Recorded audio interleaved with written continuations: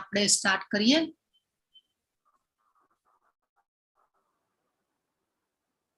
તો શ્રી શ્રી રાધા ગોવિંદા મંદિર ઇસ્કોન મેંગલુરુ પરિવાર તરફથી હું તમારા બધાનું હાર્દિક સ્વાગત કરું છું. અને આજના 12મા દિવસે આજનો ખૂબ સરસ અધ્યાય ભક્તિયોગ અને 12મા દિવસે પણ હું તમારા બધાનું હાર્દિક સ્વાગત કરું છું ઇસ્કોન મેંગલુરુ પરિવાર તરફથી. મંગલતાને વધાવીએ. ઓમ અજ્ઞાન તિમિરાંધસ્ય જ્ઞાનાંજન શલાકયા ચક્ષુરુન્મિલિતમ યેન તસ્મૈ શ્રી ગુરવે નમઃ. શ્રી ચૈતન્ય મનોભીષ્ટં સ્થાપિતમ યેન ભૂતલે સ્વયં રૂપ કદા મह्यं દદાતિ સ્વપદાન્તિકં. વંદેહમ શ્રી ગુરો શ્રીયુતપદકમલં શ્રી ગુરૂન વૈષ્ણવાંશ્ચ શ્રી રૂપમ સાગ્રજાતં સહગણ રઘુનાથાન્વિતં તં સજીવમ સાદ્વૈતમ સાવધૂતમ પરિજન સહિતં કૃષ્ણ ચૈતન્ય દેવમ શ્રી રાધા કૃષ્ણ પાદં સહગણ લલિતા શ્રી વિશાખાન્વિતાંશ્ચ. હે કૃષ્ણ કરુણા સિંધો દીનબંધો જગતપતે ગોપેશ ગોપિકા કાંત રાધા કાંત નમોસ્તુતે. તપ્ત કાંચન ગૌરાંગી રાધે વૃંદાવનેશ્વરી વૃષભાનુસુતે દેવી પ્रणमामि હરિપ્રિયે. વાંછા કલ્પતરુભ્યશ્ચ કૃપા સિંધુભ્ય એવ ચ પતિતાનાં પાવનેભ્યો વૈષ્ણવેભ્યો નમો નમઃ. શ્રી કૃષ્ણ ચૈતન્ય પ્રભો નિત્યાનંદ શ્રી અદ્વૈત ગદાધર શ્રીવાસદિ ગૌર ભક્ત વૃંદ. હરે કૃષ્ણ કૃષ્ણ કૃષ્ણ હરે હરે હરે રામ રામ રામ હરે હરે. હરે કૃષ્ણ બધાને. આપણે જે હરે કૃષ્ણ તો આપણે જે હાથ ઉપર કરીને જે અત્યારે શરણાગતિ પ્રણામ કહેવાય એને. હાથ અમે જે બે ઉપર કર્યા એ શરણાગતિ પ્રણામ કહેવાય. આપણે જે લેડીઝ જે બે પગ વાળી અને પછી નીચે નમસ્કાર કરીએ ભગવાનને તો એ પાંચાંગ પ્રણામ કહેવાય. અને પછી જે લાકડીની જેમ આમ સીધા પડી જાય જે પુરુષો જે કરે દંડવત પ્રણામ એ આપણે લેડીઝથી નથી થઈ શકતા. તો એ જે ભાઈઓ પ્રભુજીઓ જે કરે એ દંડવત પ્રણામ કહેવાય. તો આ પ્રણામના પ્રકારો છે. તો આ રીતે આપણે લેડીઝે બે પગ વાળી અને પછી આપણે કમરથી વળી અને નીચે ભગવાનને નમસ્કાર કરવા જોઈએ. જેમ જેમ આપણે ભગવાનને નમસ્કાર કરીએ છીએ એમ એમ આપણો જે મિથ્યા અહંકાર જે છે એ દૂર થાય છે. તો આજનો અધ્યાય ભક્તિ યોગ, આજે આપણે બીજો પડાવ પૂરો કરવા જઈશું. તો આપણે જે 7 થી 12 અધ્યાય હતા એ ભક્તિ યોગ ભગવાને ખૂબ સરસ સમજાવ્યો છે આપણને. ઓકે, બીજા અધ્યાયનો 7મો શ્લોક કયો હતો? શરણાગતિ શ્લોક. હરે કૃષ્ણ. અન્ય દોષ સ્વભાવઃ પૃચ્છામિ ત્વામ ધર્મ સમુદચેતઃ યશ્રેયસાશ્રિતં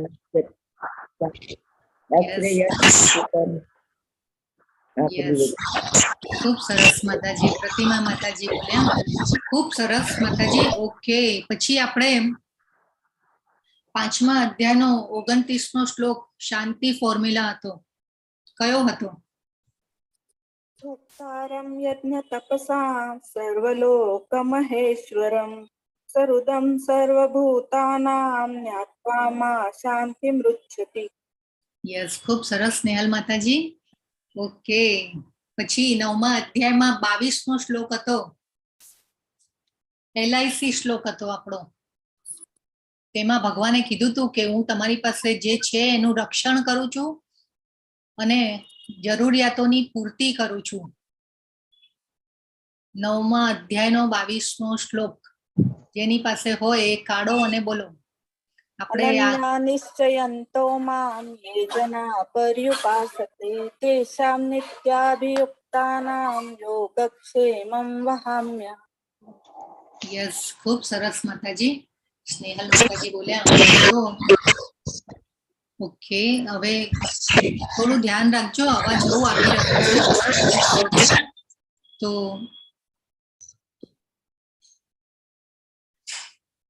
આ બધા શ્લોકોને વારે વારે આપણે રિપીટ કેમ કરીએ છીએ કે આપણને આ ધ્યાનમાં રહે. આ બધા શ્લોકો જે છે ને મહત્વના શ્લોકો એ આપણે મમરાવાના છે. તો ઘણી બધી વાર ભગવાને કીધું કે મારા સનાતન ધામને પામશો નિશ્ચય એટલે કે સંશય રહિત તું પામીશ, મારા સનાતન ધામને પામીશ, મારા જેને કહેવાય ને કે મારી પ્રકૃતિને પામીશ, મારી દિવ્ય પ્રકૃતિને પામીશ, મારા સ્વભાવને પામીશ. તો વારે વારે ભગવાન મામ મામ મને મને પ્રપન્નમ પ્રપદ્યતે શબ્દ વારંવાર રિપીટ કરે છે. તો કેમ રિપીટ કરે છે? કેમ કે આપણે ભગવાનના સંતાનો છીએ. ભગવાન ઈચ્છે છે કે આપણે એમની પાસે પાછા જઈએ. તો આ જે ભક્તિ યોગ જે છે એ આપણી ટિકિટ બુક કરાવવા માટેનો જેને કહેવાય ને કે સાધન છે. આપણે ક્યાંય જવું હોય, આપણે ફોરેન ટૂર કરવી હોય કે ક્યાંય પણ અઠવાડિયા માટે જઈએ કે 2 દિવસ માટે, પણ તો બી કેટલું બધું પ્લાનિંગ કરતા હોઈએ છે. તો આપણે 8મા અધ્યાયમાં આપણે આર્ટ ઓફ ડાઈંગના અધ્યાયમાં પણ આપણે સમજ્યા કે આપણે આપણા મૃત્યુને સુધારવું હોય તો આપણે ભક્તિ યોગને વળગી રહેવું પડે. આજે આ ભક્તિ યોગ અધ્યાયમાં ખૂબ સરસ રીતે ભગવાને આપણને એમને કેવી રીતે પામવા માટે આગળ વધવું એ પણ આજે ખૂબ સરસ રીતે બહુ ઓપ્શનો આપ્યા છે ભગવાને કે તું આ કરી શકે તો આ ન કરી શકે તો આ કર, આ ન કરી શકે તો આ કર. કેટલા બધા ઓપ્શનો ભગવાન એટલા બધા દયાળુ છે, એટલા બધા કૃપાળુ છે કે આજના અધ્યાય જાણી અને પછી એમ થશે કે ભગવાન કેટલું એમ આમ જેને કહેવાય ને કે આ સંતાનો પ્રત્યે કેટલા દયાળુ છે, કૃપાળુ છે ભગવાન. તો આ ફોટો જોઈ રહ્યા છો તમે, તમને શું દેખાઈ રહ્યું છે? હરે કૃષ્ણ. કોણ છે આ ફોટામાં? રામચંદ્ર ભગવાન છે, હનુમાનજી છે, સીતા માતા છે, ભરત. યસ, બરાબર છે. ખૂબ સરસ માતાજી, હિરલ માતાજી બોલ્યા. ઓકે. તો હનુમાનજીએ કેવી રીતે સેવા કરેલી ભગવાનની? આપણે એક અને માત્ર એક માટે એક શબ્દ જોયેલો. અનન્ય. યસ, અનન્ય. યસ, ખૂબ સરસ. તમે બધા ધ્યાનથી સાંભળો છો. મને આનંદ થાય છે કે હું તમને કંઈક સમજાવવામાં થોડી ઘણી સફળ રહી છું. એવું મને લાગે કે ભાઈ મારે ક્યાંક ઇમ્પ્રુવમેન્ટ કરવાનું હોય તો તમારે મને કહેવાનું પણ ખરા. તો અત્યારે હું તમને જાણી રહી છું, તમે મને જાણી રહ્યા છો. ભગવાનને આપણે બધા સાથે ભેગા થઈ અને આપણે જાણી રહ્યા છીએ. ભગવાનના જ્ઞાનની ચર્ચા કરી રહ્યા છીએ. કેટલો આનંદ આવે ભગવાનની ચર્ચા કરવામાં. તમે આટલા અધ્યાય પછી તમને લોકોને પણ એમ લાગ્યું હશે કે ના, આ જાણવા જેવું જ્ઞાન છે, તો આપણે એમાં આગળ વધવું જોઈએ. તો ખૂબ જેને કહેવાય ને કે ભક્તિમાં આગળ વધીએ છીએ ને ત્યારે આપોઆપ બધા રસ્તા ખુલતા જાય છે. ભગવાને કેટલી બધી શ્યોરિટી પણ આપી દીધી LIC શ્લોકમાં કે હું તમારી જરૂરિયાતોની પૂર્તિ કરું છું અને તમારી પાસે જે છે એનું રક્ષણ પણ કરું છું.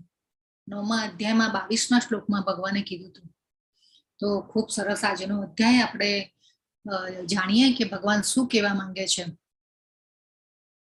તો હનુમાનજી જે હતા એમને ભગવાન રામની ત્રેતાયુગમાં જ્યારે ભગવાન રામ અવતારમાં પ્રગટ થયા પૃથ્વી ઉપર, ત્યારે જો હું પ્રગટ થયો શબ્દ બોલું છું, હું જન્મ થયો શબ્દ નથી બોલતી. ભગવાનનો જન્મ ક્યારેય થતો નથી. ભગવાન આદિ અનાદિ કાળથી અસ્તિત્વમાં છે. ભગવાન પ્રગટ થાય છે. ભગવાન અજન્મા છે, જન્મ નથી થતો ભગવાનનો. ભગવાન અવ્યય એટલે કે અવિનાશી. ભગવાન આપણી આ ભૌતિક પ્રકૃતિ, ભૌતિક આજે આપણે મટીરિયલ વર્લ્ડમાં રહી રહ્યા છીએ, એનું સર્જન વિસર્જન, આપણું શરીર પણ સર્જન વિસર્જન થતું રહે છે. પણ આધ્યાત્મિક જગત, ભગવાન કે કોઈ એમના જે આધ્યાત્મિક જગતના જે પણ ગ્રહો છે, લોક છે, એ બધા કોઈ વિનાશ પામતું નથી. ઇવન પ્રલયના સમયે પણ આ જ્યારે 4 યુગ સમાપ્ત થશે, કળિયુગ પણ પૂરો થશે અને એટલે કળિયુગના અને પાછા જ્યારે સતયુગ આવવાનો છે, એના મધ્યના એન્ડમાં ભગવાન પાછા, આપણે શાસ્ત્રોમાં વર્ણન છે કે કલ્કી અવતારમાં ભગવાન આવશે. કેવું, જો આપણા શાસ્ત્રોમાં કેટલા વર્ષો પછીનું પણ વર્ણન છે. વેદવ્યાસજી પણ જેને કહેવાય ને કે ભગવાનના સત્યાવેશ અવતાર હતા અને એમને પણ આ ત્રિકાળ જ્ઞાન હતું. ભગવાનની શક્તિ હતી એમનામાં. તો બધું આ શાસ્ત્રોમાં આપણા શાસ્ત્રોમાં કહેલું છે. તો પહેલો શ્લોક છે. અર્જુને પૂછ્યું, જેઓ આપની ભક્તિમય સેવામાં સદૈવ તત્પર રહે છે અથવા જેઓ અવ્યક્ત નિર્વિશેષ બ્રહ્મની ઉપાસના કરે છે, આ બેમાંથી કોને વધારે પૂર્ણ માનવા? જો હવે કાલના અધ્યાયમાં ભગવાને વિશ્વરૂપ દર્શન કરાવેલું અર્જુનજીને. તો આપણે 11મો અધ્યાય વિશ્વરૂપ દર્શન કર્યું એટલે અર્જુનજીને થયું કે નહીં, આ તો સામાન્ય મનુષ્ય નથી, ભગવાન છે. એમની મહત્તાને જાણી ભગવાનની જેને કહેવાય ને કે એક બેન્ચમાર્ક સેટ કરવા માટે તો વિશ્વરૂપ દર્શન કરાવ્યું ભગવાન પાસે અને કહ્યું, માંગણી કરી વિશ્વરૂપ દર્શન કરવાની કે મારી યોગ્યતા હોય તો તમે મને બતાવો. કેટલા નમ્ર અર્જુનજી. તો આપણે આ ભગવાન હવે જો ત્યારે પણ આ નિર્વિશેષ બ્રહ્મની ઉપાસના કરવા વાળા ત્યારે પણ હતા. એટલે હવે અર્જુનજીને તો ખ્યાલ આવી ગયો અને ભગવાને કીધું કે ભાઈ આમ મૂળભૂત રૂપમાં પણ મને જાણી શકાય છે. મૂળભૂત રૂપ કયું હતું? કાલે 3 સ્વરૂપના દર્શન કરાવ્યા ભગવાને. તો એમાંથી મૂળભૂત રૂપ કયું હતું? ચતુર્ભુજ. યસ, એક રૂપ તો હતું ચતુર્ભુજ, પણ એમાંથી મૂળભૂત રૂપ કયું હતું ભગવાનનું? જે પેલું બંસી ધારણ કરીને ભગવાન હા, બરાબર છે. શ્યામ ખૂબ સુંદર સરસ. શ્યામ સુંદર રૂપ, દ્વિભુજ રૂપ. દ્વિભુજ એટલે કે 2 આંખવાળા. હરે કૃષ્ણ. પ્રતિમા માતાજી, તમારો માઇક ઓન છે ને, પછી અવાજ આવે છે એટલે પાછું મ્યુટ કરી દો. તો જે 3 સ્વરૂપ બતાવ્યા ભગવાને, પહેલા વિશ્વરૂપ એટલે કે વિરાટ રૂપનું દર્શન કરાવ્યું. એ પછી વિરાટ રૂપમાંથી ચતુર્ભુજ રૂપમાં આવ્યા અને ચતુર્ભુજ રૂપમાંથી પછી દ્વિભુજ રૂપમાં આવ્યા. એટલે કે જે માનવ રૂપ, જે વ્યક્તિ તરીકે ભગવાન છે, મૂળભૂત રૂપ, અને ભગવાને એમના જેવા આપણને બનાવ્યા છે. તો આપણને એમ થાય કે આપણને કેવી રીતે ભગવાને કેવું વિચાર્યું હશે, કે કેવા હશે, ને ભગવાને આપણને કેવી રીતે બનાવ્યા. ને ઘણીવાર આવા પ્રશ્નો પણ થાય આપણને, પણ ભગવાને એમના જેવા આપણને બનાવ્યા છે. તો એ જે મૂળભૂત રૂપ હતું દ્વિભુજ રૂપ, એ મૂળભૂત રૂપ કહેવાય. હવે અર્જુનજીએ તો જાણ્યું કે ભાઈ આ ભગવાનનું મૂળભૂત રૂપ છે. તો આ જે ભગવાનના શરીરમાંથી આ જે નીકળતું દેદીપ્યમાન તેજનું જે ઉપાસના કરે છે, તો હવે આપણા જેવા લોકો માટે જ ક્લેરિટી આવે એના માટે ભગવાને અર્જુનજીએ ભગવાન પાસે આ પાછો ક્વેશ્ચન કર્યો, પાછો પ્રશ્ન પૂછ્યો. આખી ભગવદ્ ગીતા છે ને, પ્રશ્ન જવાબ ઉપર આખી ભગવદ્ ગીતાના આન્સર ભગવાને કર્યા છે. અને એ પણ કેટલી સરસ રીતે કે અર્જુનજીનું મોરલ પણ વધાર્યું, એમને જ્ઞાન પણ આપતા ગયા, અને એમને અમુક જગ્યાએ નાનમ પણ ન લાગે એમને, અને એ રીતે એમના ગુણોને ડેવલપ કરી અને પછી જ્ઞાન આપ્યું. અને કેટલું સરસ જ્ઞાન આપી દીધું કે અર્જુનજીને એમ ન લાગે કે મારામાં કઈ બુદ્ધિ જ નથી કે ભાઈ. એટલે આ રીતે ભગવાને આ રીતે અર્જુનજીએ આપણા માટે ક્લેરિટી આવે એટલા માટે હવે ભગવાનને પૂછી રહ્યા છે કે ભાઈ નિર્વિશેષ બ્રહ્મની ઉપાસના કરે છે, આ બેમાંથી કોને વધારે પૂર્ણ માનવા. તો આજના અધ્યાયમાં હવે બીજા શ્લોકમાં ભગવાન કહેશે. તો આખું વિશ્વરૂપ જોયું અર્જુનજીએ, અને આ એમના માઇન્ડમાં ક્વેશ્ચન આવ્યો. અને એ પછી હવે ભગવાનને જો આપણે કાલે 11મા અધ્યાયનો 54મો શ્લોક હતો, અને સાક્ષાત ભગવાને એમના સ્વમુખેથી કહી દીધું છે કે હે અર્જુન, કેવળ અનન્ય ભક્તિ દ્વારા જ મને મૂળ એ રૂપમાં સમજી શકાય છે કે જે રૂપમાં હું તારી સામે ઊભો છું, અને એ જ વિધિથી મારું પ્રત્યક્ષ દર્શન પણ કરી શકાય છે. તો આ જેને કહેવાય ને કે આજે ધ્યાનમાં બેસતા હોય ને ભગવાનને ભજતા હોય ને બ્રહ્મમાં ભળી જવાનું, હા, બ્રહ્મમાં ભળી જવાનો પણ રસ્તો ભગવાન અહીંયા કહેશે આપણને કે એ રસ્તેથી પણ તું મને મળી શકીશ, પણ એ અઘરો છે રસ્તો. તો અહીંયા ભગવાન એવા કહે છે કે પ્રત્યક્ષ દર્શન પણ કરી શકાય છે. કાલના અધ્યાયનો આ શ્લોક હતો, આપણે ખૂબ સરસ રીતે જાણ્યું, અને મારા વિશેના જ્ઞાનના રહસ્યોને પણ પામી શકીશ, ભગવાને કીધું તું કાલે. તો આ જે મૂળભૂત રૂપ જે છે એ દ્વિભુજ મુરલીધર રૂપ છે, અને એ વ્યક્તિ રૂપે ભગવાન છે. ઘણા એવા માનતા હોય છે કે ભાઈ નહીં, બસ આ નિરાકાર જે છે ને એ જ છે, બાકી કાંઈ જ નથી. પણ ભગવાન છે, વ્યક્તિ રૂપમાં છે ભગવાન. અને ભગવદ્ ગીતામાં ભગવાને પોતાના સ્વયં મુખેથી કહી દીધું છે. તે છતાં પણ જો આપણે ન માનીએ તો જીવન વ્યર્થ કહેવાય. તો હવે 55મા શ્લોકમાં પણ ભગવાને કીધું હતું કે હે પ્રિય અર્જુન, જે વ્યક્તિ સકામ કર્મ તથા મનોધર્મના કલ્મશથી મુક્ત થઈને મારી શુદ્ધ ભક્તિમાં તત્પર રહે છે, જે ફક્ત મારે માટે જ કર્મ કરે છે, જે મને જ જીવનનું લક્ષ્ય સમજે છે અને જે જીવ માત્ર પ્રતિ મૈત્રી ભાવ રાખે છે તે નિશ્ચિત જ મને પ્રાપ્ત કરે છે. તો ભગવાનને કહે છે અર્જુન, જે વ્યક્તિ સકામ કર્મ તથા મનોધર્મના કલ્મશથી મુક્ત થઈને, સકામ કર્મો એટલે આપણને હવે ખબર છે કોણ શું કહેવાય, સકામ કર્મ એટલે શું? હરે કૃષ્ણ. સારા કાર્યો, સકામ કર્મ, ઈચ્છા સાથે કરેલા કામ. યસ, બરાબર છે એકતા માતાજી. તો સકામ કર્મ, કામ એટલે ઈચ્છાઓ અને સકામ એટલે ઈચ્છા સાથે કરેલા કર્મ. તો આપણે જો 4 કેટેગરી પણ જોઈ હતી. કઈ કેટેગરી હતી? કેવા લોકો શરણાગત થાય છે ભગવાનને? હરે કૃષ્ણ. જિજ્ઞાસુ, યસ, બરાબર છે. બોલો બોલો. યથાર્થી, જ્ઞાની, હા, અર્થાર્થી. બરાબર છે. ઓકે, ખૂબ સરસ.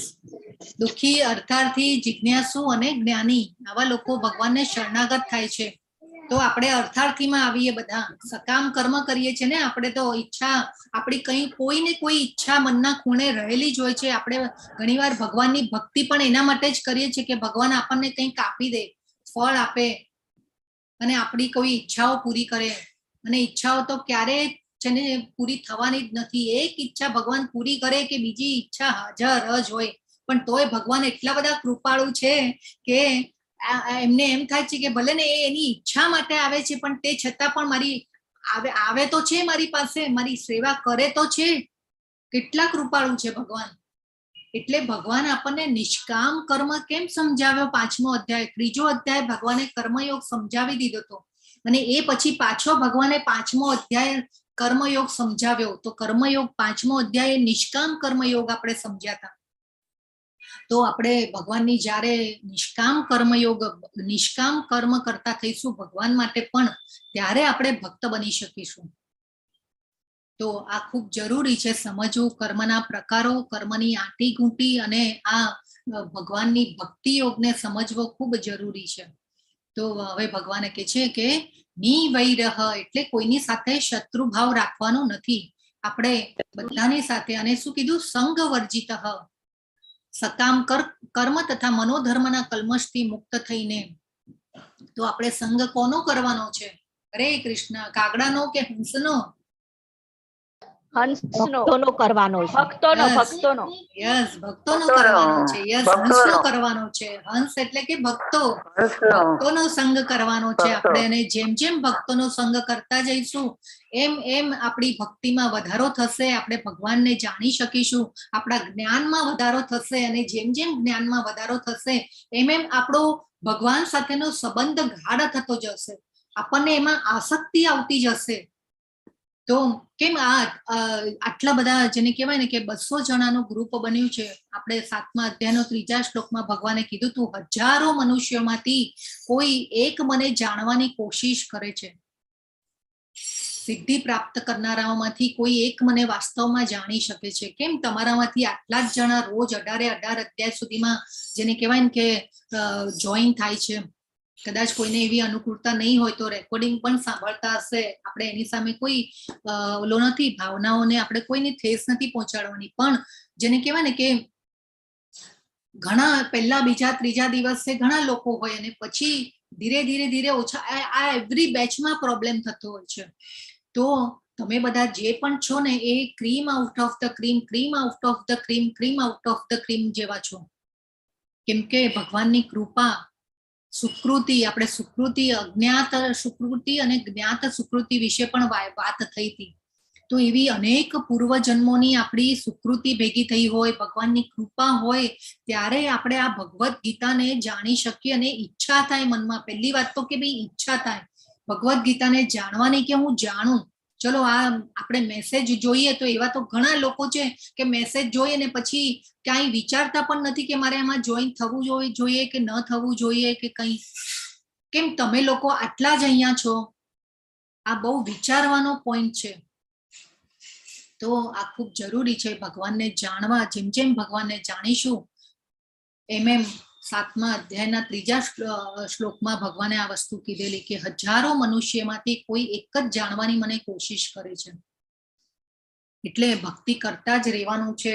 આજના અધ્યાયમાં ખૂબ સરસ ભગવાને ભક્તિ યોગ સમજાવેલો છે. તો બીજો શ્લોક ભગવાન કે છે, પૂર્ણ પુરુષોત્તમ પરમેશ્વર બોલ્યા, જે મનુષ્ય મારા સાકાર રૂપમાં પોતાના મનને એકાગ્ર કરે છે અને અત્યંત શ્રદ્ધાપૂર્વક મારી પૂજા કરવામાં પરાયણ રહે છે, તેઓ મારી દ્રષ્ટિએ પરમ સિદ્ધ છે. જો ભગવાને છે ને કોઈ કિંતુ પરંતુ રાખ્યું જ નથી કે ના તારે આમ કરવું જોઈએ ને પેલું કરવું જોઈએ ને આ કર પેલું કર, એવું નહીં. બે વસ્તુ સમજાવી છે, સિક્કાની બે બાજુઓને સમજાવી છે, પણ ક્લિયર કટ કઈ પણ દીધું છે. આપણને કોઈ દ્વિધામાં રાખ્યા જ નથી ભગવાને. ભગવાન અહીંયા શું કે છે કે જે મનુષ્ય મારા સાકાર, અર્જુનજીએ બે પ્રશ્નો પૂછ્યા કે બ્રહ્મની ઉપાસના કરે છે એ સિદ્ધ કે ભાઈ સાકાર રૂપમાં જે તમારી ઉપાસના કરે છે એને પૂર્ણ માનવા. તો ભગવાન હવે એનો ક્લિયર કરે છે, આન્સર આપે છે. ભગવાન જવાબ આપે છે. બ્રહ્મની જે ઉપાસના કરે છે એને અવ્યક્ત રૂપ કહેવાય, અને જે ભગવાન પોતે વ્યક્તિ રૂપમાં છે એને વ્યક્ત રૂપ કહેવાય, એટલે કે સાકાર રૂપ.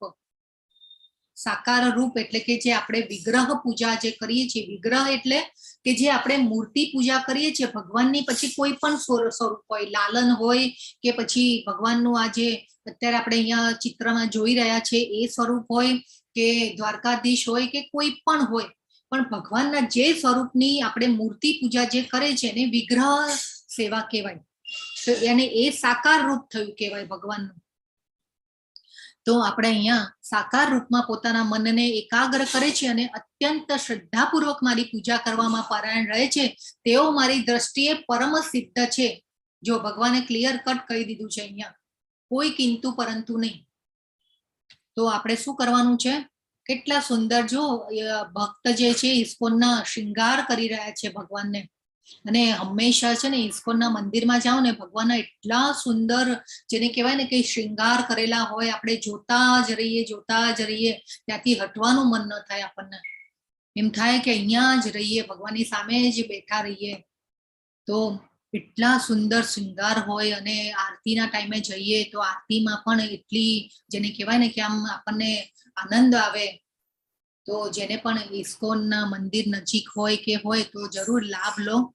આ મંદિરે જવું, ભગવાનના દર્શન કરવા, એ બધું બી આપણી ચેતનાઓમાં શુદ્ધતા લાવે છે. આ બધું આપણે કેમ આ ભગવાન માટે આપણે કરવાનું જ નથી. ભગવાને તો કોઈ વસ્તુની જરૂર નથી, આપણે આપણા માટે કરવાનું છે. આ બધું આપણા ઘરમાં પણ, આપણા મંદિરમાં આપણા લાલન હોય કે કોઈ પણ વિગ્રહ સેવા હોય ભગવાનની, કૃષ્ણની, તો આપણે ખૂબ સરસ શૃંગાર કરીએ. શૃંગારને પછી એને નિરખીને કેટલો આનંદ આવે. આખો દિવસ એ યાદ રહે કે હા સરસ મેં આજે શૃંગાર કર્યા, અને ખૂબ સરસ ભગવાનની સેવા પૂજા અર્ચના કરીએ. પત્રમ પુષ્પમ ફલમ તોયમ આપીએ આપણે ભગવાનને. તો આ બધું ભગવાન કહે છે કે આપણે આપણા માટે કરવાનું છે. આપણે પહોંચી જઈએ ભગવાનને. આપણે ક્યારે પહોંચશું ગોલોક ધામમાં એ તો આપણને ક્યાં ખબર છે. આપણું જન્મ મૃત્યુ ક્યારે થવાનું છે ને બીજું શરીર પ્રાપ્ત થશે નહીં થાય, કાંઈ ખબર નથી આપણા કર્મોના હિસાબથી. એ બધો હિસાબ તો ભગવાન પાસે હોય છે. તો આપણે આ જન્મમાં આપણને જો જ્ઞાન મળી ગયું છે, તો આપણે આ જન્મમાં જ કેમ અહીંયા જ ભગવાનની સેવા ચાલુ નહીં કરી દેવાની? આપણે જરૂર કરવાની. એટલે અહીંયા ભગવાન ખાસ કહે છે કે જો મારા સાકાર રૂપમાં પોતાના મનને એકાગ્ર કરે છે તે પરમ સિદ્ધ છે. ભગવાને કીધું. ત્રીજા ચોથા શ્લોકમાં ભગવાન કે છે આપણે ઇન્દ્રિયોને વશ કરીને તથા સૌ પ્રત્યે સંભાવ રાખીને પરમ સત્યની નિરાકાર કલ્પનાની અંતર્ગત તે અવ્યક્તની પૂર્ણ રીતે પૂજા કરે છે, જે ઇન્દ્રિયોની અનુભૂતિના પરે છે, સર્વવ્યાપી છે, અકલ્પનીય છે, અપરિવર્તનીય છે, અચલ તથા ધ્રુવ છે. તેઓ સર્વના કલ્યાણમાં પરોવાયેલા રહીને અંતે મને પ્રાપ્ત કરે છે. જો અહીંયા ભગવાને બે વસ્તુ સમજાવી છે, પણ એમાં કીધું કે સાકાર રૂપમાં જે પૂજા કરે છે, મારી ઉપાસના કરે છે, એ પરમ સિદ્ધ છે. ભગવાને એકદમ પરફેક્ટલી કહી દીધું. અને આ ત્રીજા ચોથા શ્લોકમાં શું કીધું ભગવાને? કે અંતે મને પ્રાપ્ત કરે છે. તો આપણે રોજ ધ્યાનમાં બેસીએ, આપણે એક માળા કરવી હોય ને તોય આપણે માળા કરતા કરતા આપણા વિચારો તો જેને કહેવાય ને કે મન ક્યાંનું ક્યાં પહોંચી જતું હોય છે. જ્યારે શરૂઆત કરીએ ને માળાની, પછી જેમ જેમ આપણે ટાઈમ મળે એમ એમ ધીરે ધીરે વધારતા જઈએ. પણ જ્યારે શરૂઆત હોય ને ત્યારે મન લાગે જ નહીં. મારે આ કામ બાકી છે, મારે પેલું કામ બાકી છે, મારે મારા દીકરા માટે આ કાલે ટિફિનમાં શું લઈ જશે, મારા હસબન્ડને હું શું આપીશ, કેટલા બધા વિચારો ચાલતા હોય. માળામાં ધ્યાન જ ન લાગે. કેમ બ્રહ્મ મુહૂર્તમાં માળા કરવાની કીધી છે? એ વખતે આપણી ચેતના શુદ્ધ હોય છે. તો એ ટાઈમમાં કોઈ બીજા વિચારો નથી આવતા. એ પછી આપણું જ્યારે સૂર્યોદય થાય ને દિનચર્યા સ્ટાર્ટ થઈ જાય પછી આપણને એવા વિચારે ચડી જઈએ ને આપણા કામમાં ચડી જઈએ, પછી માળા કરવાનું યાદ પણ ન આવે ઘણી વાર. તો હવે ભગવાને બે વસ્તુ, બ્રહ્મને જે ઉપાસના કરે છે એના માટે પણ ભગવાને અહીંયા સમજાવ્યું છે, પણ ભગવાને અહીંયા કીધું કે અંતે મને પ્રાપ્ત કરે છે. એ પણ રસ્તો મને પ્રાપ્ત કરવાનો જ છે, પણ એ અંતે મને પ્રાપ્ત કરે છે. આપણે આવી રીતે ધ્યાનમાં બેસી શકવાના છીએ? હરે કૃષ્ણ. કોણ કહેશે આવી રીતે ધ્યાનમાં આપણે બેસી શકીશું? નહીં, નથી બેસી શકવાના. હા, ધ્યાન લાગશે જ નહીં આપણું. કોરોના કાળમાં જેને કહેવાય ને કે બધા પેશન્ટ, કોઈને કોરોના થયો હોય અને એક રૂમમાં 15 દિવસ રહેવાનું આવ્યું તો લોકો ડિપ્રેશનમાં આવી ગયા કે ભાઈ આ બધું શું. તો આ રીતે હવે ભગવાન 5મા શ્લોકમાં કહે છે કે જે મનુષ્યોના મન પરમેશ્વરના અવ્યક્ત નિરાકાર સ્વરૂપ પ્રત્યે આસક્ત હોય છે તેમને માટે પ્રગતિ કરવાનું અત્યંત કષ્ટપ્રદ હોય છે. દેહધારીઓ માટે તે ક્ષેત્રોમાં પ્રગતિ સાધવી એ હંમેશા દુષ્કર હોય છે. જો ભગવાને અહીંયા પાછું કહ્યું, ક્લેશો અધિકતર રસ્તે શામ, એ રસ્તા પર અધિક કલેશો છે. ભગવાને કહે છે જો અવ્યક્તા સક્ત ચેતસામ, અવ્યક્તા એટલે કે અવ્યક્ત સક્ત ચેતસામ, નિરાકાર સ્વરૂપ પ્રત્યે આસક્ત હોય છે તેમને માટે પ્રગતિ કરવાનું ગતિર દુઃખમ દેહવદ્ભીર વાપ્યતે. ગતિર દુઃખમ છે આ રસ્તો. કેવો છે? ગતિર દુઃખમ. તો ભગવાને કીધું કે અત્યંત કષ્ટપ્રદ છે આ રસ્તો. દેહધારીઓ એટલે કે આપણે જે શરીર ધારણ કરેલા છે એવા મનુષ્યો, એટલે કે દેહધારીઓ માટે તે ક્ષેત્રોમાં પ્રગતિ સાધવી એ હંમેશા દુષ્કર છે. જો એકદમ જેને કહેવાય ને કે ભગવાને કીધું કે આ રસ્તે તું આવીશ તો મને મળી શકીશ, પણ આ રસ્તો છે એમાં ઉબડ ખાબડ છે ભાઈ, તારા ફૂરચા ઉડી જશે, આવું ભગવાન કહે છે. તો બહુ તકલીફ છે. ભગવાન આટલી બધી ક્લેરિટી આપે છે જો આપણને. અને પછી પણ આપણે માનીએ કે ભાઈ ભગવાન બ્રહ્મ છે, જ્યોતિ છે, બ્રહ્મ જ્યોતિ છે ભગવાનની, દેદીપ્યમાન તેજ એટલું છે ભગવાનનું, પણ એમાં તો ખાલી વિલીન થઈ જવાનું હોય. પણ આના કરતા તો આપણે ભગવાનને મળી અને પછી ભગવાનના ધામમાં પહોંચી અને પછી ભગવાનની પાસે રહેવાનો આનંદ કેટલો હોય આપણને. તો આપણે ટાર્ગેટ ભગવાન પાસે પહોંચવાનો રાખવાનો છે, નહીં કે બ્રહ્મ જ્યોતિમાં ભળી જવાનું. હવે ભગવાન કહે છે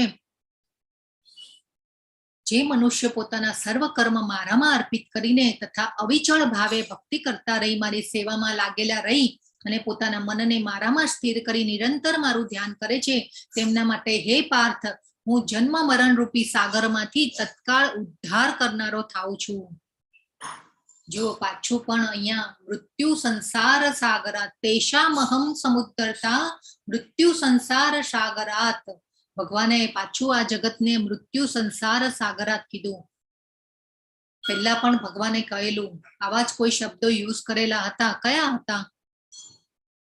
ભગવાને આ ભૌતિક જગતને, આપણે હોસ્પિટલમાં રહીએ છીએ, યસ, દુઃખાલય. તો આપણે આ ભૌતિક જગતમાં દુઃખાલયમાં રહી રહ્યા છીએ. આપણે તો અહીંયા મહેમાન છીએ, હોસ્પિટલમાં રહી રહ્યા છીએ ભાઈ. આપણું કઈ છે જ નહીં, આપણી કોઈ વસ્તુ નથી. આપણે જોઈએ કે ભાઈ ભગવાને કીધું તું પૃથ્વી જળ અગ્નિ વાયુ આકાશ ભગવાનની શક્તિઓ છે, મન બુદ્ધિ અને અહંકાર મારી ભૌતિક શક્તિઓ છે, એવું ભગવાને 7મા અધ્યાયમાં કીધું તું. તો આપણે જોવો કે ભાઈ આપણા ઘરની જે કોઈ પણ વસ્તુ લઈ લો, ટેબલ ખુરશી, પછી કોઈ પણ વસ્તુ લઈ લો, ટેબલ કે ખુરશી, ટેબલને બનાવવામાં લાકડું ક્યાંથી આવે છે? લાકડું વૃક્ષમાંથી આવે છે. વૃક્ષ ક્યાં ઉગે છે? પૃથ્વીમાં ઉગે છે.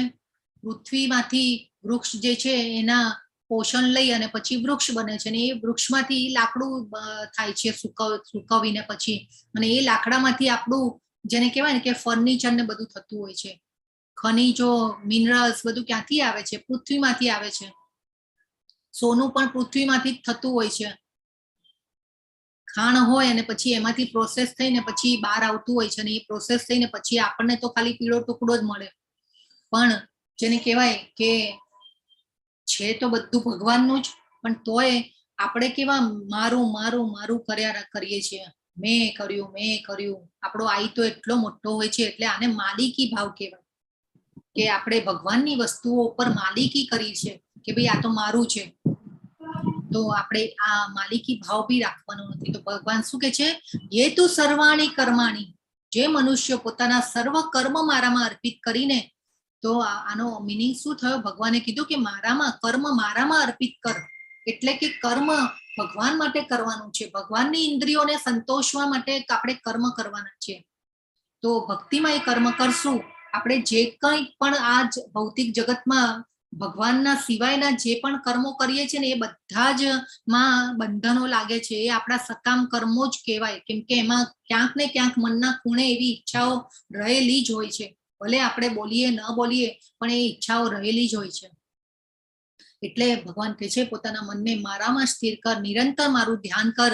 તેમના માટે હે પાર્થ, હું જન્મ મરણ રૂપી સાગરમાંથી તત્કાળ ઉદ્ધાર કરનારો છું. જો કેવા આટલા સુંદર ફોટા આ બધા પ્રભુપાદ જયારે વર્ણન કરે ને ચિત્રકારો બનાવતા, અને કેટલો સુંદર ભગવાન નીચે પોતે નીચે નમી અને ભગવાન ભક્તને ઉદ્ધાર કરી રહ્યા છે ભવસાગરમાંથી. તો આપણને પણ આપણો પણ ઉદ્ધાર કરે ભગવાન, પણ આપણે એના માટે ભક્ત બનવું પડે, અર્જુન બનવું પડે. તો આ સમજવાનું જરૂરી છે કે આપણે ભક્ત બનીશું તો ઉદ્ધાર કરશે ભગવાન. ભગવાનને ભક્ત બહુ વાલો હોય છે, એટલે તો ભગવાનને અચ્યુત કીધા છે. હવે ભગવાન કે છે, હવે જે છે ને ભગવાન ઓપ્શન આપે છે આપણને કે તું મારા માટે શું કરી શકે ને કેવી રીતે મારી પાસે આવી શકે. હવે ભગવાન કે છે, મય્યેવ મન આદસ્ત્વ મયી બુદ્ધિમ નિવેશય નિવશિષ્યસી મય્યેવ અત ઉર્ધ્વમ ન સંશય. ભગવાન કે છે, મારામાં ચિત્તને સ્થિર કર અને મારામાં જ તારી સમગ્ર બુદ્ધિને પરોવી દે. એ રીતે તું સદા મારામાં નિવાસ કરીશ, એમાં સંદેહ નથી. ભગવાન કે છે, મય્યેવ મન આદસ્ત્વ, ભક્તિ કેવી રીતે કરવાની? મારામાં બુદ્ધિને પરોવી દે. ભગવાન કે છે, અને અત ઉર્ધ્વમ ન સંશય, તું સદા મારામાં નિવાસ કરીશ, એમાં સંદેહ નથી. જો ભગવાને સંશય શબ્દ, તો આ પહેલો ઓપ્શન આપણને આપ્યો કે અનન્ય ભક્તિ કર. અનન્ય ભક્તિ એટલે કે શુદ્ધ ભક્તિ. એમાં કોઈ જેને કહેવાય ને કે સ્વાર્થ ન હોય, કોઈ આપણી ઈચ્છાઓ ન હોય, નિષ્કામ કર્મ કરીએ, આપણું હૃદય અને મન પણ શુદ્ધ થઈ જાય, ત્યારે આપણે આવી ભક્તિમાં પરોવાઈ શકીએ. તો અહીંયા જો ગોપ બાળકો કેટલા સુંદર ભગવાનને, જેને કહેવાય ને પોતે ખાઈ રહ્યા છે, ભગવાનને આપી રહ્યા છે. કેવો આવો ભગવાનનો સહવાસ, ગોપ બાળકોએ કેટલી અનન્ય ભક્તિ કરી હશે, ત્યારે આવો સહવાસ મળ્યો હશે. જો કેટલા સુંદર ભાવવાહી ચિત્રો છે કે આપણને આવું જોઈને પણ એમ થાય કે આપણે ક્યારે પહોંચી જશું ભગવાન પાસે. તો આ રીતે હજી આપણને તો ખબર નથી કે આપણે કેટલા જન્મો પછી આવું સૌભાગ્ય ક્યારે મળશે, આપણને એ વિચારવાનું છે. તો ભગવાન કે છે કે તારી બુદ્ધિને મારામાં સ્થિર કર, તું બિલકુલ ચિંતા ન કર, ખાલી સ્થિર કર બુદ્ધિને અને તું મારી પાસે આવ. ભગવાન 9મા શ્લોકમાં કહે છે, હે પ્રિય અર્જુન, હે ધનંજય, જો તું તારા ચિત્તને અવિચળ ભાવે મારામાં સ્થિર કરી ન શકે, તો તું ભક્તિ યોગના વિધિ વિધાનોનું પાલન કર. એ રીતે મને પામવાની ઈચ્છાને વિકસિત કર. જો પહેલો ઓપ્શન કીધો કે તું શુદ્ધ ભક્તિ કર, હવે બીજો ઓપ્શન કે છે કે તું સાધના ભક્તિ કર. એટલે કે જો તું શુદ્ધ ભક્તિ ન કરી શકતો હોય, તો હે પ્રિય અર્જુન, હે ધનંજય, જો તું તારા ચિત્તને અવિચળ ભાવે મારામાં સ્થિર કરી ન શકે, તો તું ભક્તિ યોગના વિધિ વિધાનોનું પાલન કર. તો વિધિ વિધાનો કયા છે આપણને આપેલા? આપણે મહામંત્રના જાપ કરવા, પછી ભગવાનને ભોગ લગાવવો, ભોગ લગાવીને પછી એ પ્રસાદનું ભોજન ગ્રહણ કરવું, ભગવદ્ ગીતા વાંચવી, ભાગવતમનો પાઠ કરવો, ભાગવતમ વાંચવું, એ પછી ભગવાનના આધ્યાત્મિક કર્મ કરવા. તો આ બધા વિધિ વિધાનો શાસ્ત્રોમાં આપણને આપેલા છે. તો એ પ્રમાણે આપણે થોડા ફોલો કરવાનું કહે છે ભગવાન. તો હવે ભગવાન કહે છે કે તું એવી અનન્ય ભક્તિમાં જો ન પરોવાઈ શકે, તો પછી આ રીતે ધીરે ધીરે સાધના ભક્તિ કર અને પછી મારી પાસે આવો ને ધીરે ધીરે આગળ વધ. આપણે જેમ કેમ બાળક પહેલા શરૂઆતમાં ચાલતા શીખે તો અનેક વાર પડે, પછી ઉભો થાય, પાછો પડે, ઉભો થાય, અને પછી ભાંકોડિયા ભરતા શીખે અને પછી એ બરાબર ચાલતા શીખે. તો એવી રીતે ભગવાન અહીંયા કહે છે કે તું વિધિ વિધાનોનું પાલન કરીને પછી ધીરે ધીરે ક્રમશઃ આગળ વધ, ધીરે ધીરે આગળ વધીને આવ તું મારી પાસે. આ બીજો ઓપ્શન આપ્યો ભગવાને આપણને. હવે ભગવાને ત્રીજો ઓપ્શન આપે છે કે જો તું ભક્તિ યોગના વિધિ વિધાનોનું પણ પાલન કરી ન શકે તો મારા માટે કર્મ કરવાનો પ્રયત્ન કર, કારણ કે મારા માટે કર્મ કરવાથી તું પણ પૂર્ણ અવસ્થાને પ્રાપ્ત કરીશ. તો આ જેને કહેવાય ને કે ખૂબ સરસ ભગવાને કીધું, અભ્યાસેપ્ય સમર્થોસી મત કર્મ પરમો ભવ.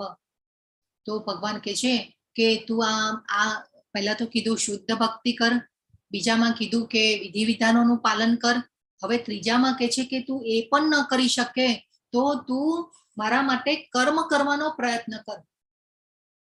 જો આ માણસ જે છે મંદિરના કામમાં પરોવાયેલો છે, તો એકવાર નામાનિષ્ઠા પ્રભુ જેમના દ્વારા આપણને આ કોર્સનો આપણને લાભ મળ્યો છે, નામાનિષ્ઠા પ્રભુ એ જ્યાં ઇસ્કોન મેંગલુરુ મંદિર છે એમના પ્રમુખ છે અને એ મંદિરનો કારભાર ચલાવી રહ્યા છે ને એમના દ્વારા આપણને આ જે આપણે અત્યારે જ્ઞાનની ચર્ચા કરી રહ્યા છે એ કોર્સ મળ્યો છે.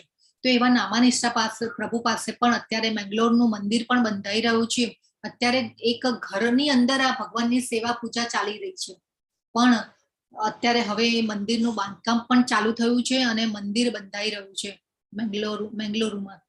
તો એમની પાસે એક માણસ આવ્યો કે ભાઈ મારી પાસે છે ને પૈસાની સગવડ નથી કે હું કોઈ બીજી રીતે હું તમને હેલ્પ નહીં કરી શકું, પણ જો તમે ઈચ્છતા હોય ને તમે હા પાડતા હોય તો હું તમને આ કડિયા કામ મને બહુ સારું આવડે છે તો એ હું તમને કરી આપી શકું છું. તો તરત નામાનિષ્ઠા પ્રભુએ હા પાડી અને એમને અત્યારે કામમાં પણ લાગી ગયા છે. તો આવી ઈચ્છા થવી પણ એ જેને કહેવાય ને કે ભગવાનની કૃપા થાય, કે આવી ભગવાન માટે કર્મ કરવાની પણ ઈચ્છા થાય. તો ભગવાન હવે કહે છે, તો પેલું શું કીધું, શુદ્ધ ભક્તિ કર, વિધિ વિધાનો દ્વારા નિયમોનું પાલન કરીને ભક્તિ સેવા કર. ત્રીજું કીધું મારા માટે કર્મ કર તો પણ તું મને પામી શકીશ. હજી પાછો ભગવાન એક કેસે ચોથો ઓપ્શન પણ આપશે, તો આપણે આગળ જોઈશું. હવે ભગવાન આના જ રેફરન્સમાં 12મા અધ્યાયના રેફરન્સમાં જ 9મા અધ્યાયનો 27મો શ્લોક હતો. યત કરોષિ યદશ્નાસી યજ્જુહોષિ દદાત્સી યત તપસ્યસી કૌંતેય તત કુરુષ્વ મદર્પણમ. હે કુંતી પુત્ર, તું જે કંઈ કરે છે, જે કંઈ ખાય છે, જે કંઈ અર્પિત કરે છે અથવા દાન આપે છે અને જે તપસ્યા કરે છે તે સર્વ મને સમર્પણ કર. અહીંયા પણ જો કુંતી પુત્ર કીધા અને ભગવાને કીધું તું જે કંઈ પણ કરે છે, એટલે આપણે ઓલવેઝ જેની આપણે પહેલા પણ ચર્ચા થઈ હતી કે આપણે આપણી ભાવનાને ચેન્જ કરવાની છે. આપણે જે કંઈ પણ ખાઈએ છીએ, જે કંઈ પણ કર્મ કરીએ છીએ, દાન આપીએ છીએ, જે કંઈ પણ તપસ્યા કરીએ છીએ એ ભગવાનને સમર્પણ કરવાનું છે. તો તપસ્યા કેવી રીતે, તો 11નો ઉપવાસ કરવાથી આપણે આવતીકાલે 11 છે, ઇસ્કોનના સંપ્રદાય પ્રમાણે આવતીકાલે છે 11 અને 11નો ઉપવાસ કરવો જોઈએ. 11ના ઉપવાસમાં એવું હોય છે કે એ દિવસે અનાજ ખાવામાં નથી આવતું. જો એ દિવસે અનાજ ખાઈએ છીએ તો આપણને જેને કહેવાય ને કે શાસ્ત્રોમાં એનો નિષેધ કીધેલો છે. તો આ રીતે 11 ખાસ કરવી જોઈએ. અને સાયન્સની દ્રષ્ટિએ જોઈએ તો 15 દિવસે એકવાર 11 આવે છે, એટલે એ 11ના ઉપવાસમાં જો આપણે પેટને ખાલી રાખીએ છીએ તો સાયન્સની દ્રષ્ટિએ ભગવાને એવી આપણા અંગોની રચના કરી છે કે આપણે જો નથી ખાતા તો આપોઆપ અંદરના જે આપણા અવયવો જે છે એ આપણી પોતાની સફાઈ કરે છે અને જેને કહેવાય ને કે એ પછી સફાઈ થાય એટલે બીજા દિવસે 12ના દિવસે તમે જોજો કે એટલું બધું ધ્યાન લાગે જપમાળા કરવામાં કે એટલે આ આપણી આધ્યાત્મિક પ્રગતિ માટે પણ ઉપવાસ જરૂરી છે. શાસ્ત્રોમાં ઉપવાસનું પણ ખૂબ મહત્વ બતાવેલું છે. અત્યારે આ જે બધા રોગો વધી રહ્યા છે એનું કારણ શું છે કે આપણે આખો દિવસ આપણી ખા કરવાની વૃત્તિ અને આપણે